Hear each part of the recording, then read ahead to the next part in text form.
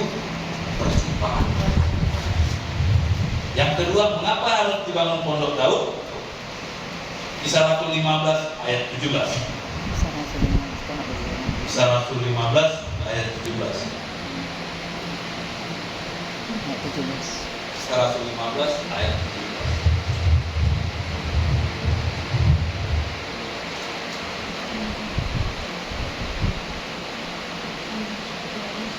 Supaya semua orang lain mencari Tuhan dan segala bangsa yang tidak mengenal Allah yang disebut milikku. Demikianlah firman Tuhan yang melakukan semuanya ini. Yang kedua, mengapa kita harus membangun pondok Daud? Agar ada penuaian jiwa. Kayak tadi saya berkata, keluarga kita pengen rindu kita, pengen lari dua anak ini bertobat dan mengibadah memuji Tuhan. Berdoa, bangun pondok Daud, bangun pondok Daud. Rindulah aku menantuku begini bertobat. Berdoa, bangun pondok Daud. Gak bisa, satu-satunya hanya Tuhan. Kayak yang dilakukan mama aku. Tiap hari dia dulu, kayak dulu adikku yang cewek yang emosi ini bilang, oh oma, kau jangan mah momen yang kau ngomong ini. Lo masih mati mana? Gak ada mungkin bertobat lagi. Udah begitu adikku yang cewek, udah pasrah dia. Artinya, oh, mak capek kali lah kau doakan si Daniel itu, gak akan bertobat lagi. Udah lah itu, dalam situ anggap itu gak ada mak. Udah itu ngomong, udah pasrah. Karena tingkah laku kita ya, udah pasrah. Tapi orang tua aku nggak pernah pasrah, nggak pernah putus asa. Tiap hari dia terus berdoa. Tiap hari dia berdoa, mengharapkan satu mujizat. Sampai akhirnya Tuhan bekerja, mujizat terjadi. Nggak ada disuruhnya aku, walaupun dulu disuruhnya aku sekolah Alkitab, nggak pernah suruhnya aku. Cuma satu ketika waktu itu saya telepon dia, aku nyerah mak. Maksudnya menyerahnya gimana? Iya. Kali ini aku ampun, aku mau sekolah Alkitab. Tahu nggak lagi biar supaya kabur ini kan? Nanti alasan kau aja untuk keluarkan kau dari sana, kau kabur lagi, stres kepalaku. Kali ini aku jamaah. Ada jiwa yang diselamatkan saat ini. Ada pertobatan terjadi. Uruslah aku kemana sekolah kita yang terbaik. Yang orang tahu. Itulah awal mula akhirnya saya ke sekolah. Gak bisa, gak ada disuruhnya saya bertobat kau dan makin menjadi. Bertobat kau dan makin jadi. Tapi disuruhnya bertobat pasti datang surat panggilan. Tapi disuruhnya bertobat pasti datang orang nyari. Dia disuruhnya bertobat pasti ada masalah yang muncul. Akhirnya apa? Malas dia bilang bertobat, kasihnya bertobat ini sama Tuhan. Tuhan, tobatkanlah anakku Tuhan. Ya malah dia Tuhan. Sebutnya nama kami satu-satu. Menarikan kadang duanya kan. Sebutkan nama. Begitu kalau orang tua. Kayak lagu zaman dulu bilang, didoai buku dengar ada nama ku disebut. Jadi harta paling indah itu mohon maaf, bukan baju-bajunya supaya aman di pengharap Tuhan. Enggak itu. Oh ini ada nih supaya tenang-tenang kau di perantauan sana yang terlindungi. Enggak. Doamu lah yang menentukan keluargamu. Selamat. Doa. Bukan yang lain-lain. Jangan pikir, oh enggak ini Pak Pendeta ini dari orang tua dulu ini sakti ini Pak Pendeta, enggak ada. Bertobat kalau ada yang begitu saya bilang. Doa Bapak Ibu lah yang menentukan keluarga kita selamat atau tidak. Itu kalau ada mau penuaian jiwa itu bukan hanya kita di luar, keluarga kita bertobat. Gak usah jauh-jauh, gak usah pikirkan orang lain. Jangan kali kita pikirkan orang lain. Yang di rumah dulu. Apa yang kita lakukan? Doa. Walaupun orang udah bilang nggak mungkin lagi itu kayak adikku, nanti tanya dia. Berangkat dulu. Kau bilang sama mama, iya udah pasrah dia.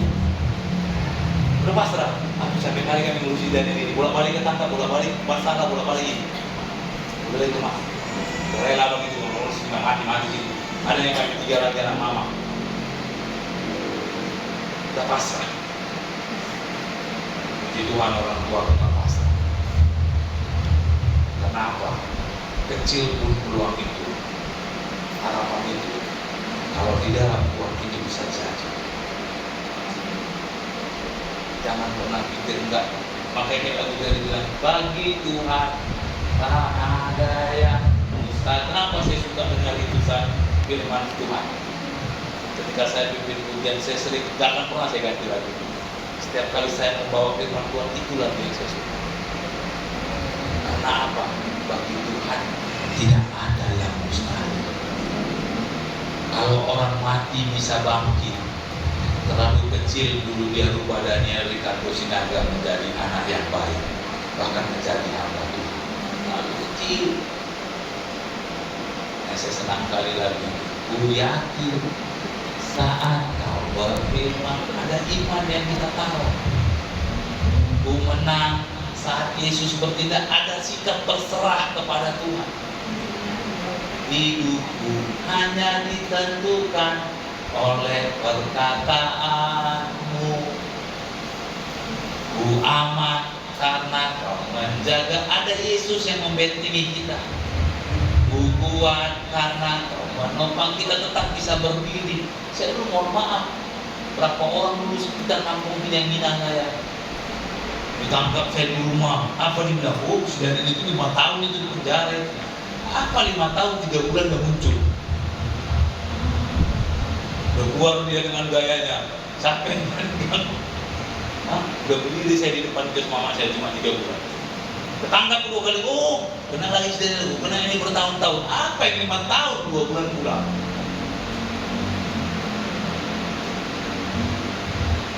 Orang udah pasrah, orang sini dulu udah bingung, gak mungkin. Orang satu organisasi saya bilang gila dulu Daniel baru jadi pendeta, udah gak ada harapan. Tapi kalau Tuhan yang bertindak, bagi Tuhan tak ada yang mustahil, tak ada yang mustahil. Kalau dulu saya di luar Tuhan aja borgol bisa lepas, apalagi di dalam Tuhan, segala kutuk pun bisa dilepaskan Tuhan. Amin. Pintu yang tertutup, semua pintu pun bisa dibuka kalau di dalam Tuhan.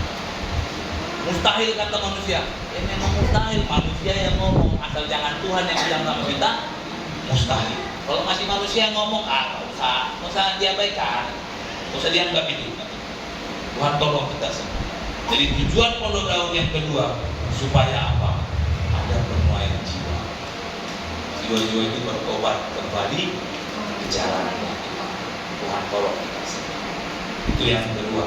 Yang terakhir, apa yang tujuan Tuhan membangun Pondok Daud? Kisah Rasul 13 ayat 22.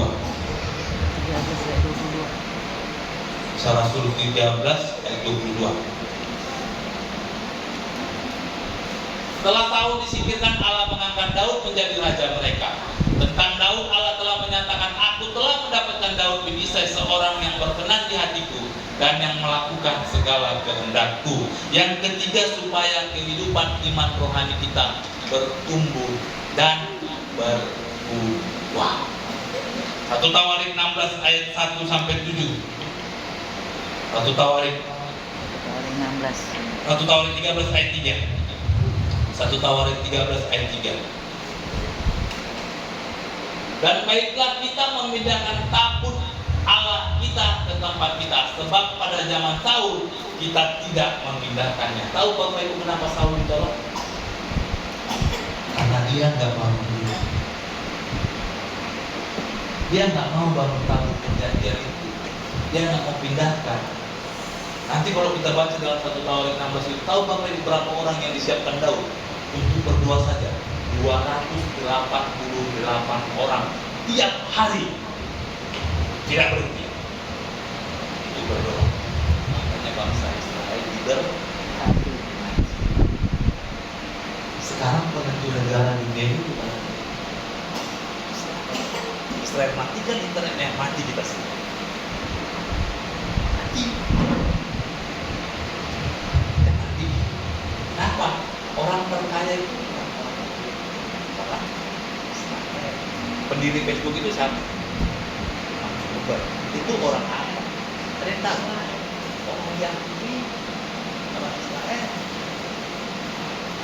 mikroskop, Bill Gates orang apa? Ternyata orang Yahudi banyak orang nggak tahu. Itu orang Yahudi. Nah, kenapa Tuhan kasih hikmat yang besar? Karena itu ada pertumbuhan, terutama mohon maaf bagi yang mau melayani, baik singer, baik PM, apalagi yang di depan. Upayakanlah dirimu bangun hubungan dengan Tuhan saat ketiga. Ya. Sebab mengapa? Kalau tidak bangun hubungan persekutuan dengan Tuhan, mohon maaf ini Bapak Ibu, tak bisa kau menghadapi hari nanti. Waktu Bapak itu naikkan pujian, setan dan nunggu di depan nanti keluar dengan banyak kali tantangan. Makanya selesai sekarang saya bersyukurnya tiap tengah malam sebelum saya tidur dulu saya dibawa kaki Tuhan. Entah kenapa saya senang kali begitu. Karena aku ingat Yesus. Waktu Yesus menyelesaikan pengajarannya, dia pergi menyendiri, dia duduk di bawah kaki Tuhan berdoa kepada Tuhan. Kayak nanti ini kan, ini di malam selesai semua aktivitas saya. Dulu saya di bawah kaki Tuhan. Begitu juga para yang melayani Tuhan, baik singa, upayakanlah itu. Upayakan. Gak bisa seperti Zakheus tadi, kejarlah itu. Kejarlah lawatan Tuhan. Karena gak bisa kita menyebarkan lawatan Tuhan kalau kita tidak dijamah dulu. Kita dulu yang kejar hadirat Tuhan, maka yang lain ikut rasakan. Tuhan tolong kita semua. Jangan pikir bermain-main. Bapak Ibu ini mohon maaf ya. Kenapa saya bilang hati-hati di depan ini yang bagian singer, WR? Kenapa saya bilang hati-hati? Ini orang lihat. Lucifer jatuh bukan karena dosa, tapi ada kesombongan. Makanya di sini hati-hati. Di sini hati-hati. Jangan pikir gampang. Saya sekarang aja setiap mau melayani aja setiap hari minggu masih cuci WC saya. Bukan karena saya bilang nggak bisa, enggak. Bisa nggak saya suruh orang lain? Bisa. Tapi saya nggak mau. Kenapa? Saya masih mau rendahkan hati saya di hadapan Tuhan. Siapa saya ini Tuhan? Saya balik ingat pelajaran awal dulu saya bilang, sebelum kau khotbah, kau lihat dirimu di tempat yang paling kotor. Banyak sekarang orang nggak mau memegang yang jorok. Karena orang nggak mau. Saya pegang tempat yang paling jorok. Bayangkan situ kotoran kan? Saya harus bisa. Kenapa? Supaya apa? Supaya tidak ada hati. Supaya Tuhanlah yang kau tinggikan di dalam pelayanan. Supaya apa? Supaya bertumbuh. Yang kenapa? Supaya apa? Supaya Tuhan berkenan kepadamu. Jangan seperti Saul. Saul ini hebat. Hebat nih Bapak Ibu. Kurang hebat apa Saul ini? Ada lagu berkatakan Saul mengalahkan musuh beribu-ribu, tapi Daud mengalahkan musuh berlaksa-laksa. Berarti Saul ini hebat. Dia bisa kalahkan musuh beribu-ribu.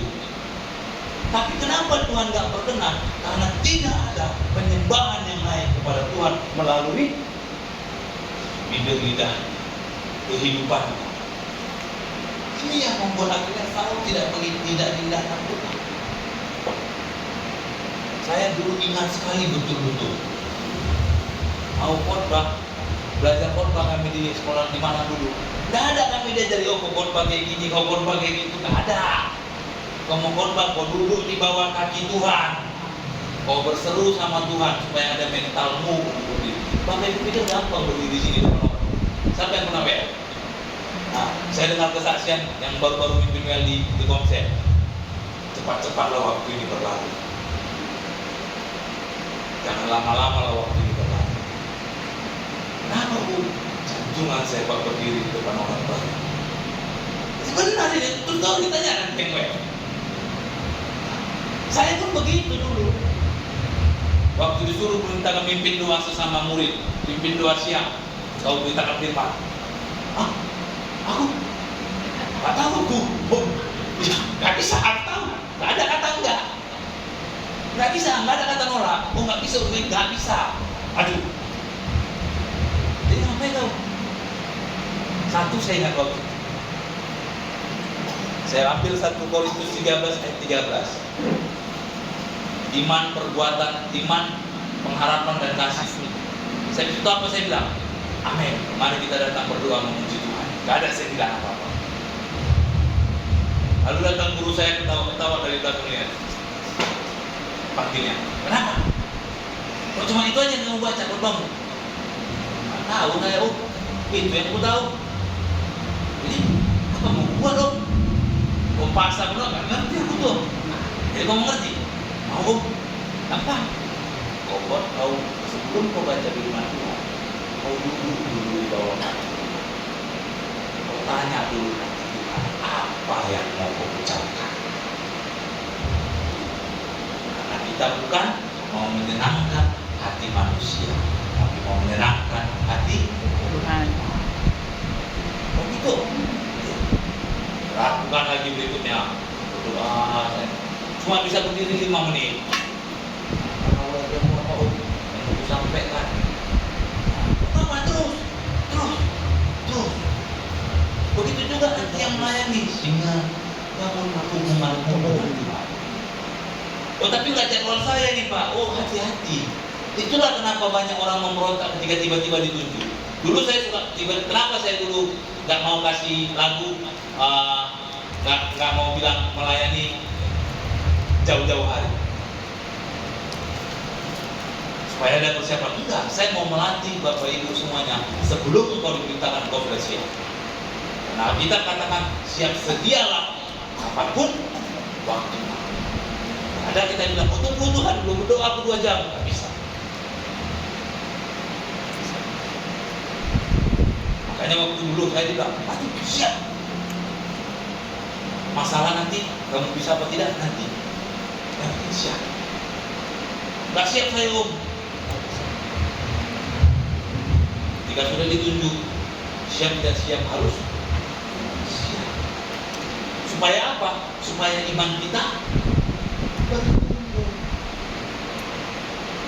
rohani kita bertumbuh, bisa menjadi dewasa rohani, bisa menyikapi segala sesuatu. Kita dipercayakan di banyak hal.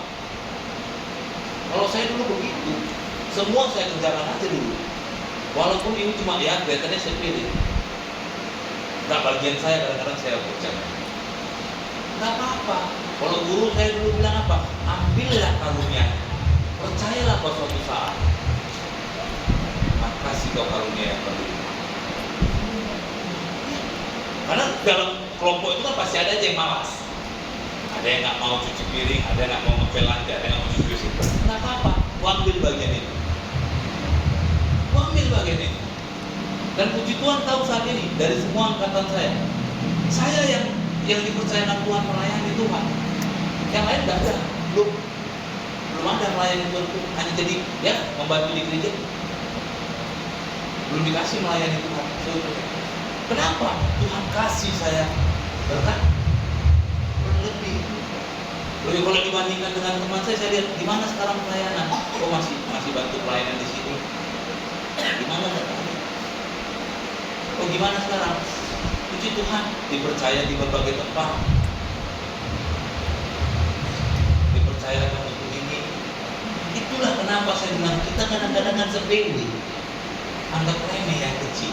Selalu saya katakan bukan batu besar yang buat engkau jatuh, batu kecil. Saya itu semua saya kerjakan. Tak peduli saya, orang nggak mau cuci WC saya cuci. Saya diam.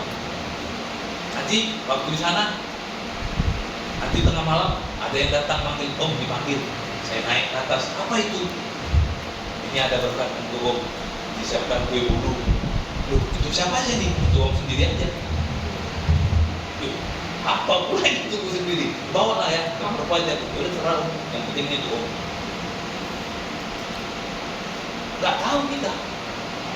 Orang manusia nggak lihat, tapi Tuhan lihat. Dan Tuhan bisa jamah hati siapapun memberkati. Nanti kadang-kadang kami jaga malam di depan.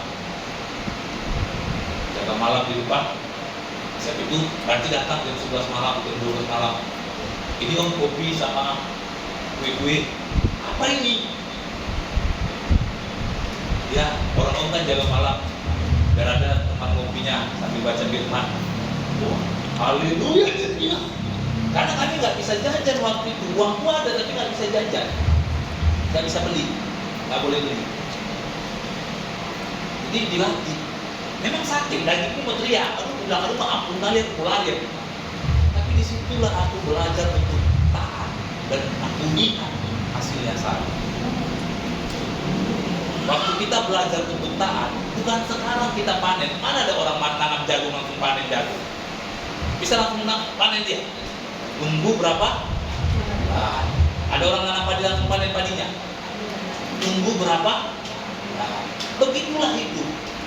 Apa yang kita tanam saat ini belum mungkin kelihatannya ada hasilnya, tapi percayalah itu semua pasti ada hasilnya. Makanya dikatakan dalam 1 Korintus 15 ayat 58, persekutuanmu dengan Tuhan tidak akan pernah sia-sia. Itu kupegang terus. Itu kupegang terus. Nah, ini kupegang. Malam aku diskusi. Kalau dulu kerjaku, gak bagian punya pekerjaan ini, tapi ku ikuti semua. Jadi apa? Suatu saat ada yang begini, gak ada maksud tak pembicaraan. Ayo kita ambil proyek ini begini, kamu nanti handle semua. Nanti lu kirim orang untuk urus itu. Kenapa kita dipercayakan? Itu kita ambil ilmunya dulu. Itulah yang membuat kita bertumbuh dan dewasa, berkenan di hadapan Tuhan, yang tidak pernah orang anggap. Mungkin hanya dari kita berkatakan sepele ya. Saya dulu itu. Kenapa bisa bertumbuh? Karena yang kecil itulah yang kuat. Kenapa? Saya ingat betul guru saya waktu kami sampai, bukan disuruh kami belajar khotbah, nggak ada. Begini cara berkhotbah, begini caranya, ada. Langsung aku bilang, kau cuci dulu WC itu. Cuci dulu WC itu. Hatiku berontak. Mana pula? Orang kita tak berkiri mama aku ini. WC pula aku itu. Hatiku berontak, tapi aku bilang, ya pulang. Tapi itulah yang kalau kita bertahan menghadapi masalah, itu yang membuat kita bertumbuh dan dewasa. Dan itu bisa bertahan, tahu kenapa? Karena ada penyembahan murah kepada Tuhan, makanya kita bisa bertahan. Kayak Daud, kayak Daniel, bisa dia bertahan di dalam gua singa bukan karena dia hebat, karena dia berdoa dan memuji Tuhan 3 kali sehari. Makanya waktu dalam gua singa dia tenang. Nah, kenapa kita bisa tenang di tengah masalah? Karena ada ayat terakhir Daniel 6 ayat 11. Daniel 6 ayat 11. Daniel 6 ayat 11.